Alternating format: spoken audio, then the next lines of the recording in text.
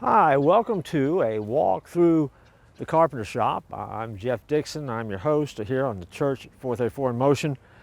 This is a program that we offer to you that gives you an opportunity to think about some things, grow some deeper roots, and try to grow up a little bit in your faith. Jesus grew in the carpenter shop as a young man, as he worked with his earthly father Joseph. You and I have that opportunity to grow up, if you will, as we get closer to Jesus. And so that's what this is about.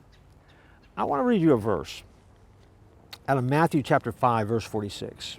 It says, "For if you love those who love you, what reward have you?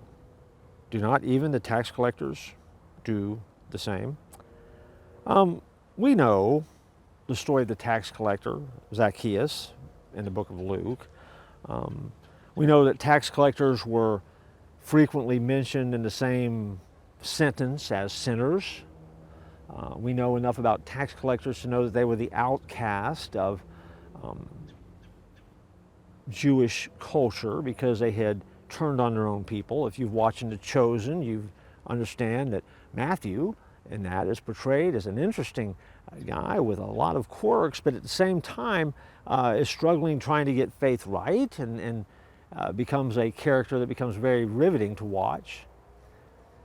But when you read the verse, I think that sometimes we forget what it's saying. Obviously, Jesus is talking about the way that we love. And he mentions in this exhortation that we need to love everyone, not just those who love us in return. But did you hear the verse? Let me read it to you again. It says, "For if you love those who love you, what reward have you?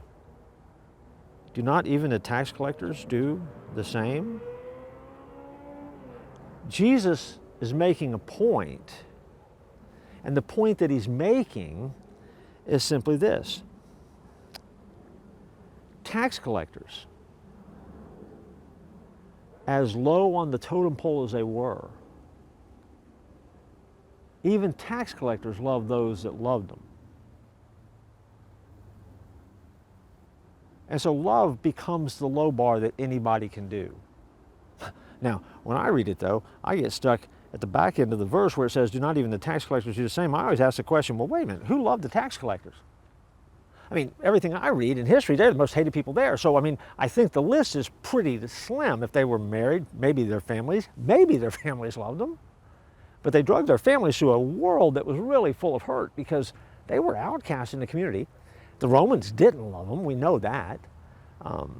Maybe their moms, maybe their dads, maybe their siblings loved them. But then again, by the same token, their moms and dads and siblings very well could have disowned them because of the way that they became traitors to their own people, and they turned their back on the Jews. And so the fact that there were people that loved tax collectors at all is kind of a big deal. Who loved the tax collectors? Not a lot of people. But the tax collectors loved them back. And Jesus is making a point that if the tax collectors can do it, so can you.